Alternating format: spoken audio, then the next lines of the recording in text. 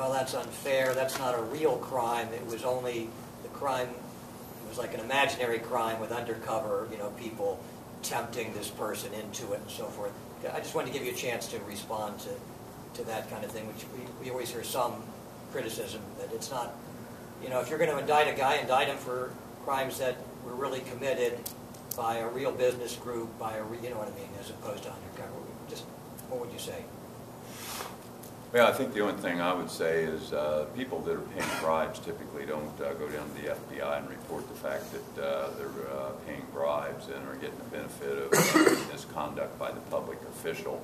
It only arises when they themselves have been caught doing something illegal and that they then agree to cooperate themselves, that they report that they have previously paid bribes. So as that example would illustrate, as common sense tells us, it's not the kind of crime that's easily detected or easily prosecuted, and so sometimes the only opportunity to determine whether or not someone who appears to, from multiple sources, be willing to and actually engaging in that kind of conduct, that you have the opportunity to find out whether that's true or not. And I guess that's the only answer I am able to give to that kind of viewpoint. I don't know, Mr. Hanko. One quick. When you say real crimes and real violations, these are real crimes and these are real violations. Both state law and federal law specifically have laws set up to prevent this type of activity, knowing that it's very, very difficult not to do it in a proactive manner. If you're looking at historical, very hard to prove. And that's why these laws are on the books, both in the state and in the federal system, so that we can engage in actual bribery. What was the value of the trips that were provided, as well as the cash and campaign contributions?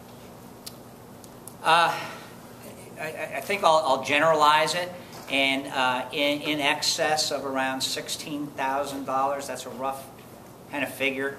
Is that everything, trips and contributions? Yeah, that would include that. It's probably a bit more if we go a little further, but I think that would cover for what our charges indicate here.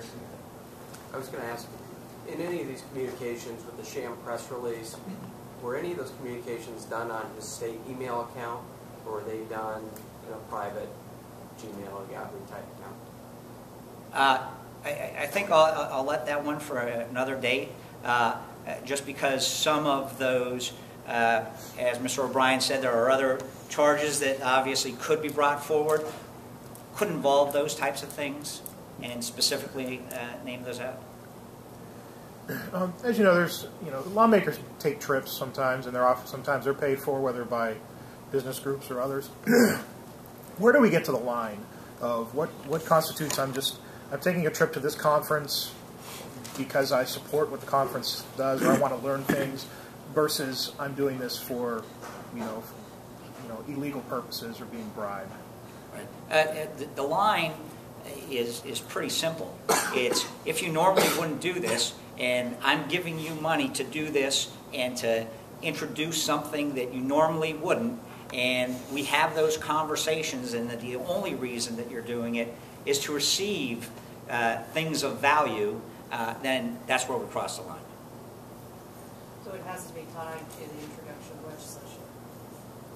legislation? In many of the crimes, yes. Or official acts. Or official acts. That may be short of that. I would parenthetically add as well as that's the purpose of that financial disclosure form that gets filed with Mr. Bledsoe, that if someone is receiving substantial travel, lodging, and expenses from a group, individual, or otherwise, that those persons are identified and the public can judge for themselves when they're not included in the report that's required. And I think in this case that is one of the reasons we waited to see if it was going to be reported. When it's failed to report it, that indicates something as well. Walk us through what happens next today, today's process and procedure. Today's process and procedure would contemplate Mr. Weddington submitting a resignation to the clerk of the High House of Representatives with a copy to the Speaker, the Minority Leader, and the Secretary of State. A request that his name be removed from the ballot either to the Secretary of State or the Board of Elections for the November election, and withdrawal from that race. He will, as previously discussed, approximately at noontime surrender to the FBI at their local office on Front Street.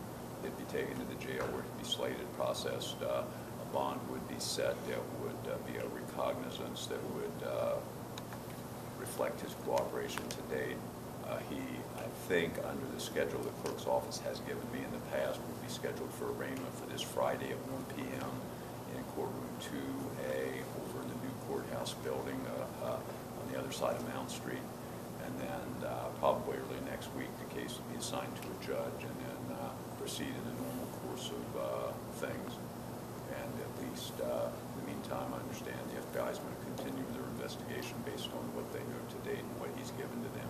So the FBI will bring him from their office to the jail. Correct. The jail will book him, and he will then go upstairs, or where will he go to be processed for a court hearing? The bond hearing. I think it'll be processed in the jail. I mean, he'll be slated, he'll be photoed, fingerprint, ID'd, and he'll be released on bond. And I don't know if they take him from the jail to the clerk's office. I thought they did it through a pneumatic tube. But you won't appear before a judge. We will not be in front of a judge today. The first appearance before a judge will be on Friday at 1 o'clock would be my belief. Is the expectation here that he's going to serve some prison time? I hesitate at this point to answer that. I believe that's my expectation. I'm not a person that sits up there wearing the black robe and imposing a sentence, but it certainly would be the state of Ohio and the prosecutor's office position to request state prison time.